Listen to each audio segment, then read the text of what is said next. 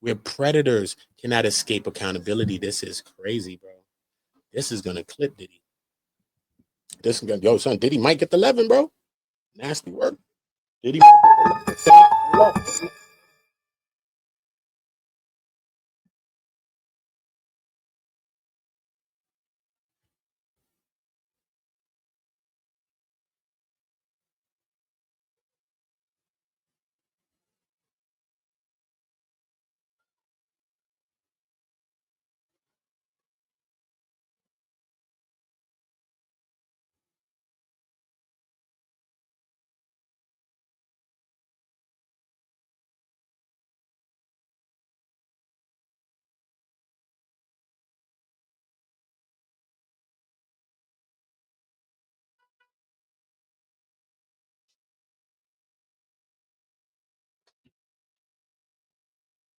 Damn, son, yo, listen to me, yo.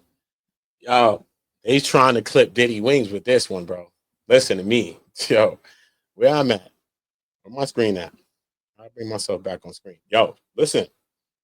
On sandals of Jesus. Yo, bro. It's nasty, bro. It's nasty. I don't care what side of the fence you think you're on this case right now. Reading these victim impact statements. What's crazy is this, you know.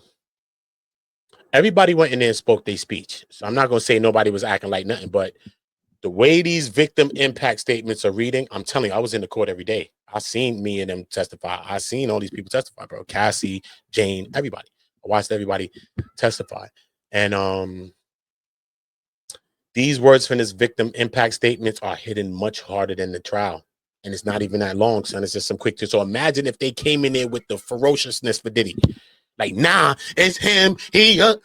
Imagine if the women really came in there with the ferociousness for him, son. It'd probably turned out different for him. If they came with some of this, I'm telling you, bro, it wasn't like this, bro. It really wasn't. The prosecution was trying to pull this out of me or pull this out of them. You know what I'm saying? Then we know that who went against me. I think Steele, right? I think Steele at first. And then he went at it a little bit. I think he called her a name or something like that. And then I think Westmoreland went at me, I think, right? Yeah, man. It's crazy, man. Let's finish up Mia's, though. She says, Your Honor, I ask that you do justice through the sentence that you imposed on October 3rd, 2025. She says, the defendant's wealth, power, and fame should not place him above the law. These forces have shielded him for too long. Certain words you don't want to hear, some, because you know it's true that, you know what I mean, at that level and that power, you know what I mean, many people, you know, Diddy himself, you know, people getting away with that. They're getting away with a lot, bro. They're paying off people, and that's how it is when you up there. That's crazy. So when she brings that, that's harsh for him. That's harsh for him. Shielded him for far too long. I ask you to deliver a sentence that reflects the full measure of harm that he has caused, the years of coercion, financial abuse, humiliation, physical and sexual violence, and the profound trauma that he has inflicted as a result. I ask you to deliver a sentence that takes into the account the ongoing danger my abuser poses to me and others. Oof. A sentence that honors the truth, the pain, and the lives that have been destroyed. A sentence that gives us hope, protection, and justice. So please help us believe that the legal system can offer justice to innocent and vulnerable victims, and that those with power, wealth, and influence cannot destroy lives without consequences. Help us to believe in a world where survivors are heard, believed, and protected. Help us to restore the belief that good can prevail. Help us to ensure that no one else suffers as we have. Help us to believe that justice can and does exist by holding our abuser fully accountable. Now, please, Your Honor, you have the power to show us, the world, and the future that our lives, our voices, and our truth, and our humanity matter. Please help us with gratitude and respect. Mia, it's crazy. Crazy, bro. That's crazy. So regardless of what you think about that, that's crazy. Because I've been talking to you about that, you know, what the judge has on his hands. You know, it's not been cases like this. You know what I mean? Diddy's a big figure. Other people could get tried with this in the future. You know what I mean? What are you going to do? Are you going to leave some mark? This is his big case. This is the judge's OJ case. You know what I'm saying? People, big cases like this don't come around. It comes around every little so often. It's like whoever's getting Luigi Mangione case, the guy that, you know what I mean? Certain cases is big cases, bro. But this case is different because it also has race-related issues. In some senses, people made it like a black thing, even in a black and white thing. It became some of that outside. You know what I mean? It became a lot of different things. People had their own spin on this case. You know what I'm saying? So what do we think the judge is gonna do? I don't know. But everybody hit the poll, everybody hit the likes, and make sure you're getting that up. Exhibit D. I'm gonna try to run through it. It's a lot to read. So I'm gonna read some other stuff later too. I'm gonna read some. I can't read all this stuff. Where my shit at? But yeah, can't do this. Puff the magic dragon or something lived by the sea, homie. Hey, y'all probably even dropping those likes, like some real ops. But take it a puff. Magic dragon, homie. Don't tell me I won't download this and re-upload this to get me a little 1-2 view. Stop playing me. Good. All right, cool. Let me see what we got. Yeah. All right, cool. Let's see this. Let me max this so you can see it. Boom, max up. All right, this is where we at. Who the hell is this now? See how long it is? I want to skip. Oh, Capricorn. She did a short little. Okay, cool. So she gonna go into us. Is she gonna go into when she did the lie detector test? Is she gonna go? You gonna see?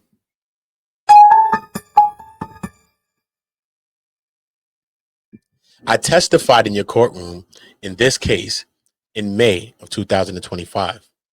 As you heard, I worked for Puff from 2004 to 2012. And during that time, I got to know him very well. Since Puff fired me in 2012, he has had me blacklisted from the industry. And I have had to take on multiple jobs to garner anything near my worth. Today, I am a single mother to a nonverbal autistic little boy living in Los Angeles. This ordeal has taken 14 years of my life, my career trajectory, and halted at 33 years old. What I lived through working for Puff, and in particular, the events of December 2011, altered the course of my life and have haunted me for years. I feel that I paid with my life for the events that transpired that fateful day we had to relive in federal court. I never wanted this. For many years, I could not tell my stories and lived in fear of Puff and fear of how I would feed my son. About a year and a half ago, HSI case agents found me and asked me what happened. Those agents changed my life. And I would like to say to the Southern District of New York is the epitome of prestige and professionalism. I was handled with the ultimate of care. But testifying publicly in front of Puff and his supporters was one of the hardest moments of my life. Every last word you heard from me was the truth. Yet I felt, and to be honest, still feel like I had to fight to prove that I am a victim because the purpose of kidnapping me wasn't for sex trafficking. What it was for was something more serious, more sinister, and more grave. Violence and absolute power unchecked in the ultra rich and famous. It's insane to me that all of the things that people heard, 2 counts of tuition of men, is the only thing that remains on the table. I wanted to speak up, tell the truth, and do the right thing when I was asked to testify. But I am afraid that women and girls in America feel less protected than ever watching what just happened. The lesson seemed to be that we should not speak up, not call law enforcement for help, and not say anything, but instead keep our head down and try to make our way. Regardless of what happens to us, I am afraid that this may be one realistic way to proceed in a modern world. The last ray of light is that you provide justice to us. You have a chance to finally help him know that he cannot just do what he wants to do to people. There are repercussions and consequences. He cannot just destroy other people's lives. Karma will come back in hundredfold ways. I would like Sean Combs to serve additional time in a correctional institution. I truly believe that serving more time will save Puff's life, as time away from his money, drugs, and his power is the only punishment that he'll recognize. I hope Puff has life on the other side of his time to make good on the changes that he knows he has to make, to spend time with his family and to get the chance to correct the damage that he's so recklessly done to so many people who only meant well by him. Thank you, Your Honor, for your time, your consideration, and for hearing us. Finally, God bless. Capricorn Clark. Crazy. Yeah, they kind of clip Puff. Who this? Like to see who it is, bro. What? Who this? Jane? Gotta be Jane, son. All of this? Come on, this gotta be Jane. Mr. Combs. Oh, this probably the chef. This is not a good man. Oh, this Deontay. Oh, this Deontay Nash. Damn, Deontay wrote a book, bro. Deontay different, bro. Deontay Nash wrote a book, homie. Deontay wrote a book, son. But think about this, though. Everybody can get some bread, though, in some ways. If you experience some trauma, you know what I mean? You can have a civil suit against them. He traumatized you in some way if it's in a 10-year period or something. It's crazy. Nasty work, bro. Nasty work. Let's see what Deontay was saying about it a little bit. Oh, hold up. Who in the chat? Let's see. The ruler said, oh, my man Chris came in there. He said they want him sentenced based off the accusations and not what he was convicted of there, son. It's just based on that. You know what I'm saying? But also, it's not just that. It's just what it really is this. This is what it really is. You know what I mean? What it really is. Hold up. We go back to the comment. Shout out to everybody that's in here with us. Salute. My man Chris. Doe in the chat with us. Yeah, Octavia said free Diddy off for everyone. You know what I mean? But I'm responding to this comment right here. You know what I mean? Shout out to the ruler report. What it is that not only that's what they're really trying to do, though. They're trying to do that. Besides that, they've also lost the big charges. So I think they're trying to get off all the time that they can get off within these 2 counts, which they know he's not going to get 20, but they're trying to push for the max of it. I think it's kind of smart for the prosecution to say, you know what, we push it for 11 years because that's the years that Cassie had to endure. But, you know what I mean? We know that the FOs really, y'all pushing FOs was the big deal, right? The baby all and all that. So don't act like y'all was thinking about love and marriage. Prosecution, I'm talking about. Exactly. So we can start that from 22 when the FOs is first introduced to her. Okay. From that to whatever. And that's about like 9 years or so. Give or take. So could he get it? Yeah. Based on some of these impact statements. Yeah. I think it could be impactful. But I also know that everything that's been alleged against you can be brought back against you in as relevant conduct. Even though the jury has found you guilty, I mean not guilty, that means that they couldn't agree to feel that you were guilty of that. You see what I'm saying? It takes 12 to agree on something too as well. And they couldn't agree. So maybe they didn't believe certain. Maybe the prosecution didn't display their case enough. You know what I mean? The judge could sit there though and feel like you're guilty of your charges, even though the jury has acquitted you of all these charges. You feel me? So now the prosecution is going to bring back all of those things that were alleged against you, the fraud, the coercion, the this, the that, and all of those things, even though you've been acquitted of it. This is what they're talking about here. You see what I'm saying? And I'll go to the sentence and the government sentencing memorandum and show you what they're talking about. I'm going to read it. I'm going to tell you. I already know what they're talking about. They're going back into all of that. The beatings, the violence, the dan. They're going into all of that, bro. So just because you only got these 2 institution charges, ain't no beatings in that, right? There's no beatings in his 2 charges that he got convicted of, right? No. It's paying for 2 men to come through to engage in tuition acts. That's what he's charged with, bro. But yet, abuse and violence keeps being mentioned. Even the judge mentioned it when he denied his bail. He said just based on those things alone, based on the physical violences, you're denied bail. Just based on the physical violence that you and your defense team own up to, because they've owned up to it from the very beginning, from the opening statements. Open the argument, whatever. I'm saying. So will this come back to bite Diddy and the you-know-whats? You know what I mean? It's a nasty one, though. It's a nasty one. Let's see what Deontay's talking about. Deontay, what you talking about, Deontay, man? Deontay's a trip. Let me see. Deontay's a trip. He was in the court bugging out, son. Straight. Talking about he trying to hook people up with what's his name? Michael B. Jordan.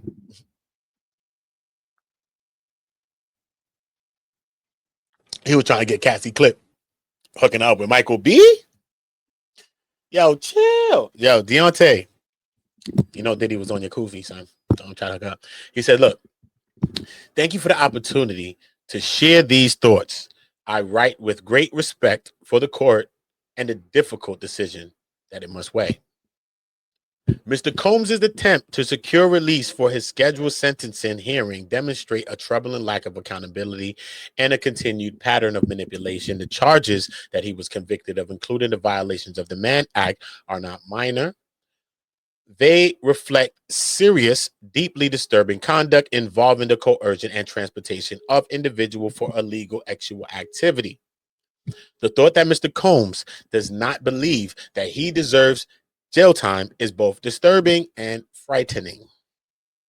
Crazy. It underscored the depth of his lack of accountability and the danger he poses. Someone who refuses to acknowledge the harm that they have caused, who believes that they are above the law, demonstrates the same pattern of manipulation and abuse that has impacted so many lives. The fact that Mr. Combs believes that because he's harmed people he claimed to love or called friends, he somehow deserves leniency is outrageous. That seems, no, he said that sense of entitlement makes his actions even more sickening. Yet Mr. Combs continues to treat this process as negotiable.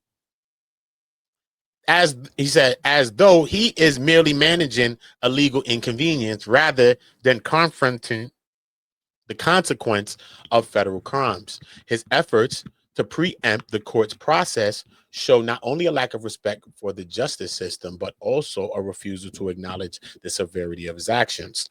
At one point, there was public indication that Mr. Combs intended to seek professional or mental health treatment. Whether that occurred remains unclear. What is clear, however, is that there has been no visible movement towards accountability. Yeah, I'm telling you, that's that. I spoke about that though, bro, in my last videos, especially when Mark Agnifilo came out and said that Diddy said he's going to be back on the main stage on Madison Square Garden. When Nicole Westmoreland came out and said that they was in talks with Trump, and then they both had to talk those statements back. I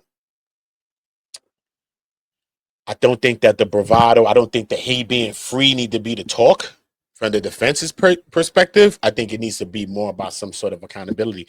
And all of the things that, hey, all of the things that I was seeing, you know what I'm saying? It's like, we don't see what that change in that process looked like. You know what I'm saying? What does it look like? Yo, listen, I'm going to go about it like this.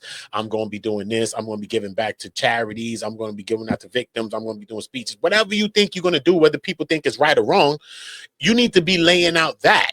You know what I'm saying? That's why I've been saying we haven't got a chance to hear any of this. So maybe when Diddy gets a chance before his sentencing, maybe he gets a chance to speak. Maybe he can speak. And maybe if he can speak, he could speak of some of these things. We just don't want to hear the surface level stuff.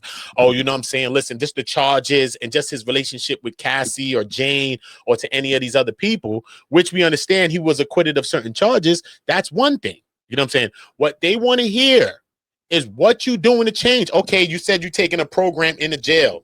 Okay, whoop-de-doo. Like Young Thug said, whoop-de-doo, bro. Okay, we understand that once you're in the facilities like that, you're going to take programs, whether you rehabilitating or not. You're going to do these things because these little programs and things help you with sentencing, help you with getting things off your time. It shows good if you go to the board or whatever. You know what I mean? Things like that.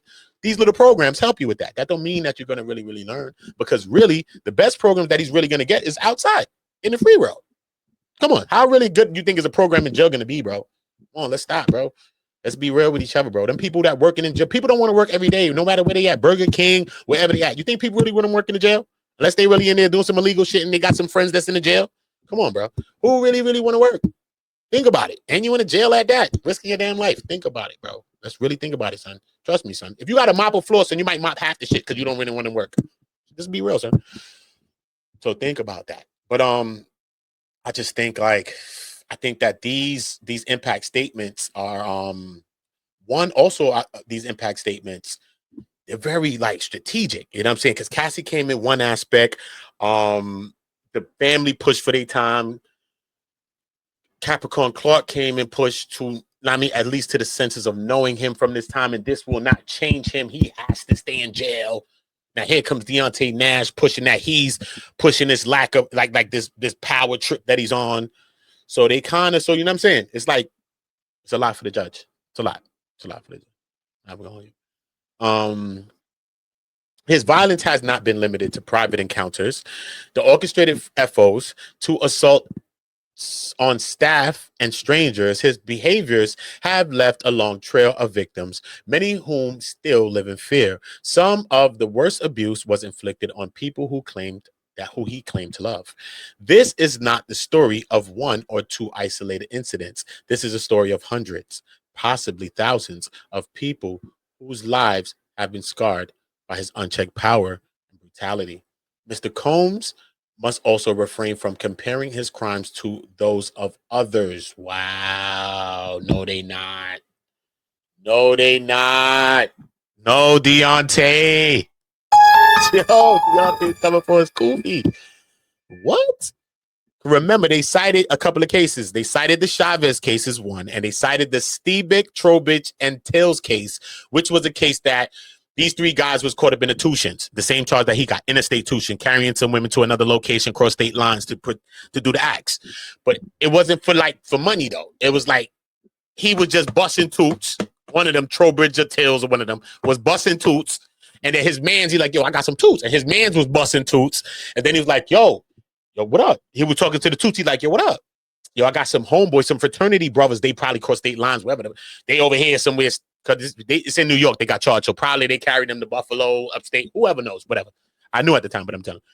So he carried them across state lines. So this is where they got the charges. But at that time, they never got remanded. So they was able to be freed and wait till their trial and go to trial free, back and forth to their trial until their trial was over, which one of them received like a year in jail and the other two guys received probation. But the other two guys had less involvement. One guy only traveled with the women to the place once. He brought them across the state lines, but he never bust them. He never had no sex with them. The other guy traveled maybe a couple of times with them, but I think he bust them. But he himself traveled like 6 or 7 times with them, and he was just clipping them. So they gave him the year. So that's why Diddy's people was trying to say he should get the 14 months. You see what I'm saying? 15 months would be like excessive if he even gets the 15 months. You know what I'm saying? So now for him, Deontay Nash, to come here and say this now is big boss. Who's saying this? Is it Deontay? Does Deontay think like this? Does the prosecution think like this? Jinkies, yes, they do. So regardless of the fact, the prosecution is going to take your statement and they're going to dress it up. They're going to make it look right. They're going to put whatever their parts they think in it. They're going to make each statement vary so they all come to the same point, but they don't, because you can see the same words that's in them. Why would they both say the same words? Like the trajectory of my career and things like that. Mia said this. Capricorn Clark said the same exact words, the trajectory of my career. Why? See what I'm saying? The prosecution is tailoring this to go in the way they want it to go. Obviously, Capricorn Clark, Deontay Nash, Cassie, whoever else has signed off on it to say, all right, no, that expresses how I feel. You know what I'm saying? You might draw up something, send it to them. Then they send you back something, say, look at this. You say, nah, that actually, and I think that was some of this, because I don't know how Deontay Nash would say this. See what I'm saying? But this still hurts Diddy. This line right here hurts Diddy a lot. Okay? As much as when Cassie said, they talking about some modern love story. She said this wasn't no modern, this is with no love. This is some horror. That's harsh. That's harsh for Diddy. All right, cool. Mr. Combs must also refrain from comparing his life and his crimes, to those of others. His conduct stands on its own and has set a new legal and cultural precedent. Son, listen to what I'm saying. I just told you this. That the judge right now is going to have to set precedents with this, because this is an extraordinary case. We understand that the defense team was also citing that this is an extraordinary case, which was trying to give him reasons for bail, citing some other people that then got freed from jail. right, based on the conditions. But that guy was an older man and was having maybe some health complication, maybe heart, lung related complications. So that's why that person was freed from jail. And this is why they said, no, Diddy. That man was older. He was going through whatever. That's not what you're dealing with right now. I know you in there with some situations, but just chill. And that's why the judge said no. See what I'm saying? Cool. So now his conduct stands on its own and has set a new legal and cultural precedent. This is no doubt, this is not about relative wrongdoing. It is about individual accountability for a decades-long pattern of abuse.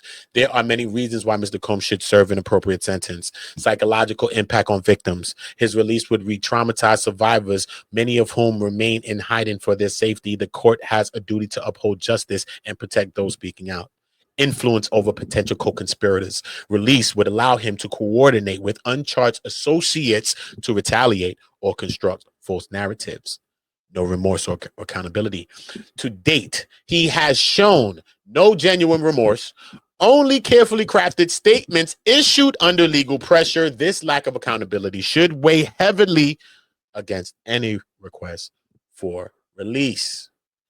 Public safety concerns. And finally, the allegations include violent physical abuse, death threats, and intimidations, and his release would endanger survivors and the public at large. Beyond legal concern, I want the court to understand the very real lived impact of Mr. Combs' abuse. This man has harassed everyone around us, including friends and business associates, so relentlessly that people no longer wanted to work with us or even spend time with us. We were ashamed to leave the house. The balcony he hung Bonner from, a place that once offered peace, became a site of terror. Cited that in there. Damn, did it really happen? Oof, because you know that the way Bonner got cooked up on the stage, it kind of was making it seem that Bonner lied or that Cassie and her was in some kind of coercive plot to put together the play because they couldn't agree where the thing took place. Cassie said it took place in a hotel room and another girl was there. And Bonner said, no, it took place in your, I think it's Stockton address. And he hung me off your balcony. So, and then they weren't speaking at one time, and then they got back together to speak around the time of Cassie's lawsuit. So it was a lot of little things about Cassie and Bonner's relationship that made me think like Cassie and Bonner were scheming or plotting, strategizing a bomb first on some pocket. You know what I'm saying? In some ways when you read it. But the balcony from that Bonner hung from, it offered peace, became a site of terror. The home he held me in against my will was my own. The keys and phone he stole were possessions I had earned through years of hard work, and he robbed me not only of safety, but of dignity. His reach was suffocating. He has caused lasting damage to the lives and careers of nearly everyone in his inner circle, past, present, and likely future. Some complied willingly, many more felt coerced. He taunted victims through songs that contradicted the truth, creating false narratives that could never safely be challenged because of the fear that he instilled. He pursued Cassie through her friends, despite both of us telling him she wanted no contact, and tried to manipulate situations by offering favors if I helped deliver her to him. He has openly declared to his victims that he does not respect or care about the legal systems. If he does not respect the court should not extend him any leniency. I do this not just for myself, but for every mother, father, child, grandparent, sister, brother, boyfriend, husband, wife, friend. This is Deontay Nash, man. This is him, John. This is the person he is. I do this, and he animated. I do this not just for myself, but for every mother, father, child, grandparent, sister, brother, boyfriend, husband, wife, friend, artist, intern, employee, and assistant who sacrificed for a man who only abused them in return. I have watched people take trains, move across the country, leave their families, and dedicate themselves fully, only to be mistreated, exploited, and silenced. Some of these same people have even left the entertainment industry entirely because of his actions. This issue is not only about violence, but also secrecy. Many of us were abused precisely because Mr. Combs wanted us to hold his secrets to maintain his reputation. The truth is, Mr. Combs never respected those who worked closest to him and with him. He rummaged through our lives while publicly pretending to suffer through hard times. He refuses to take responsibility privately or publicly, and the abuse was deliberate. The control was relentless, and the damage is lasting. The same ailments Mr. Combs now claims as an excuse are the very ones he has carried with him throughout his years of touring, conducting business, and abusing those around him. They never stopped him from being violent, abusive, or intoxicated when left to his own devices. They should not serve as an excuse now. True change cannot exist without acknowledging the harm that one has caused. Claiming to have changed while continuing to defend the very behavior that led to incarceration is not accountability. It is avoidance. Mr. Combs repeatedly shifts between denying responsibility, seeking sympathy, and reshaping the narrative to suit his immediate needs. Real transformation is consistent, honest, and comfortable and uncomfortable. It does not depend on who is watching or what outcome is desired. Until he confronts his own actions as wrong and takes full responsibility, any claim of change is hollow. I do not expect him to be in jail forever, but I am praying for a sentence that allows the victims to heal and encourages Mr. Combs to genuinely change. For all these reasons, I respectfully urge the court to deny his request for early release and deny his 14-month suggestion. He has been fighting the truth for the past year, and this ongoing denial is causing additional harm to the mental health and the mental well-being of the victims. Survivors deserve safety. The public deserves protection, and justice demands accountability. Judge, this is not a good man. Thank you so much for your time, Judge Abraham Submarini, and your consideration means a great deal to me and to the victims. Respectfully, Chicken Scratch, Deontay Nash, and Exhibit F. Oh, Chef Jourdan, here you go. I don't want to read you. Hey, you want to send the whole book? No, I'm done with her. Chef Jourdan. Oh, I'm done. I'm done. Oh no, you can't. That's some bullshit right there. Kid rocks. Kid rocks, homie. Yo, bro, how's she gonna come out and write a whole book right now? When people wanted you to come pop out in the court. People wanted you to come pop out in the court, woman. That's crazy. That's nasty work. That's nasty work. I'm not gonna hold you. That's nasty. Chef Jourdan. Oh my God, what you got to say? Hold on 1 second, y'all. Give me 1 second. Let me take 2 pulls of this.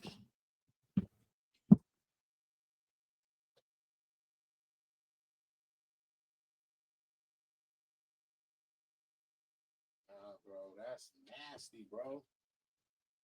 Chef Jourdan, son? Nah, that's crazy, bro. That's nasty work, bro.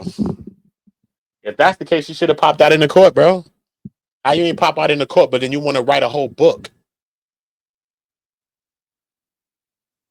Or was this her first letter that she been wrote and they just pushing it out now? What is this? It's crazy. I'm just going to read some of this to see what the hell's going on.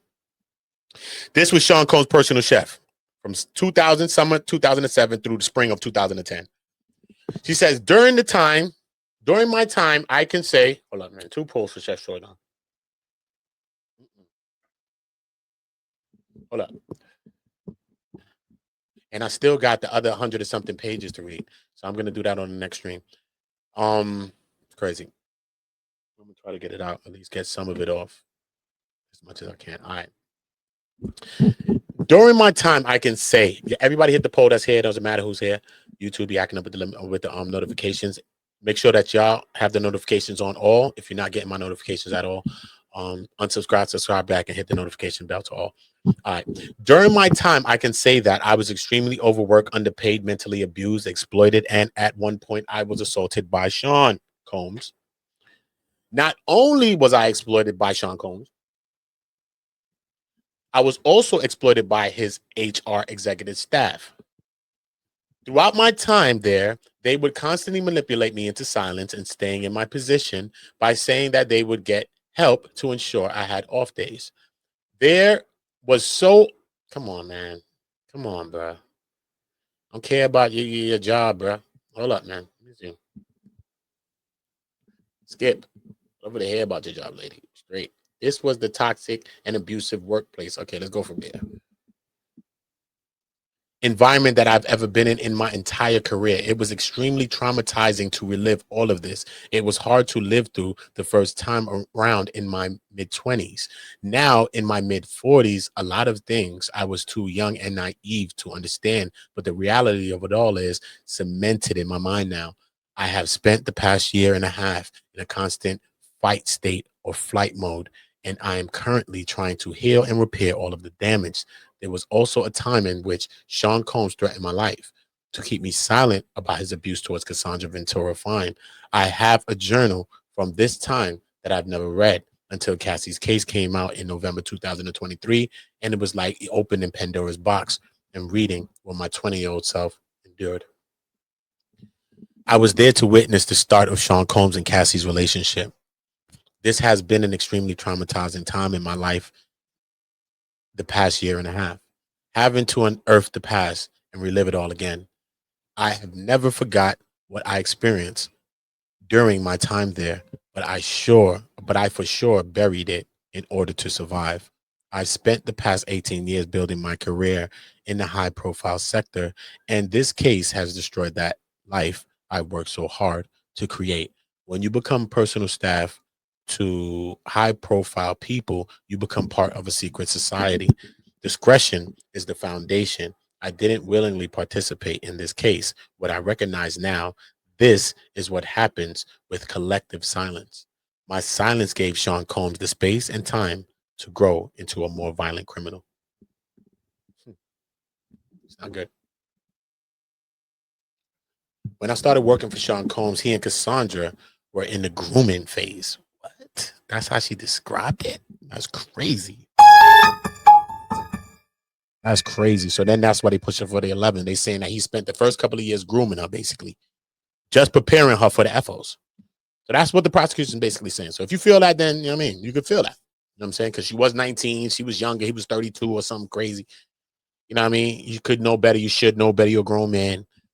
And you wouldn't want nobody treating your daughter like this at all. You'd have probably been in jail right now, Diddy, if somebody was even trying to do any of this to his daughters. Straight up. So therefore, that's kind of, you know what I mean? Look, she was 19, he was 36. My bad. He was 36. So when I said 32, 36 years old. My bad. It's crazy. So you're supposed to do better by this. Just based on this alone, it's 36, and this, yeah, you're supposed to do better by that. There were lavish dinners, shopping sprees, etc., all in the guise of creating a new artist. Sean was working her down like men with money do. I was there in Miami when their working relationship turned romantic during that weekend when they kissed in the bathroom and they had sex in the boat. I saw Cassandra provided copious amounts of D-rugs. I encountered her extremely high, out of her mind, and offered her food to help bring her down. I witnessed Sean cursing his assistant, David James, out for not having condoms on the yacht. I remember thinking that it was crazy and gross. Like, why is he so mad about condoms not being on the yacht? It's never that serious. It stuck out in my mind because that's when I knew that this was no longer a working relationship. They were both extremely high the whole weekend, and really thereafter, and really thereafter, I saw Sean abuse prescription meds, weed, and ecstasy. Throughout those early months, it was heavy D-rug use. I saw him extremely controlling, and I would say that there was an obsessive nature about them. He would go on D-rug binges about them. Obsessive nature about them or him.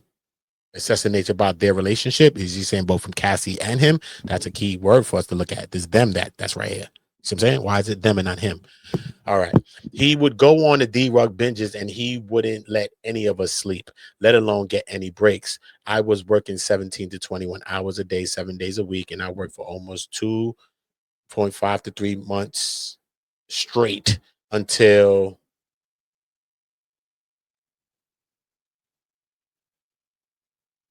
until my first off day. Damn, she worked for like damn near 3 years before her first off day. For 17 to 21 hours a day for 7 days a week. He screamed and cursed at me when he saw me having Casual conversation with Cassie. He said that I wasn't supposed to be talking to her, that if it wasn't about food. He also cursed me out when he saw me speaking to guests at one of his parties. He was watching me from across the room. Then he pulled me aside and said that I wasn't supposed to be talking to his friends, that he didn't work all these years for me to come and steal his relationships. Sean Combs, that's crazy. Sean Combs would cure me out. Would cure me out? Curse. Sean, this is what I'm saying. How they put this thing out? This thing got grammatical errors. This thing got spell check errors. What? When was this from? When was this from? Was this the first thing that they just threw in the thing? The statement that they got from her from the very beginning, just threw it in there, say, look, this is the statement from her. This is an impact statement from her. Boom. Is that or is this new, bro?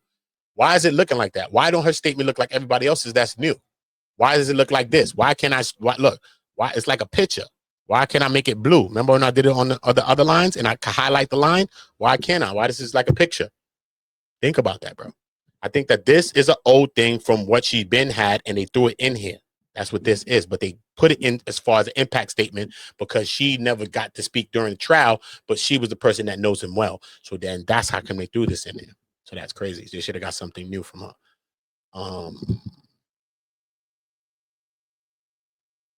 He said he would curse me out if I fed people without permission. See, would cure me out. See, cure me out. So I'm saying this is weird. He made me feel like I had to look at the floor and not make eye contact with guests. I'd say like a pimp does to his women. During this time in November 2007, while at the Miami estate, I witnessed Sean Combs get aggressive and borderline violent with the estate manager, Amanda. He was enraged by the fact that Amanda was allowing her house staff to eat. When Sean Combs questioned her about it, she lied and she said she never told me to feed them. Amanda and I actually got into a disagreement about me feeding the staff because I told her I wasn't being paid to do that. I actually called HR to get clarity. They informed me that I was supposed to feed them. And one day, Sean Combs observed the groundskeeper making themselves a plate, even though I said they shouldn't because he hadn't even eaten yet himself. Of course, as they are making their plates, he comes downstairs. Once he sees this, he immediately starts screaming and cursing about who told them that they could eat. I stood there silent. I didn't want to get anyone in trouble. I couldn't tell if he was that furious. Ultimately, Sean Combs' security told him that Amanda told me that I was supposed to feed them. Sean Combs then called both Amanda and I into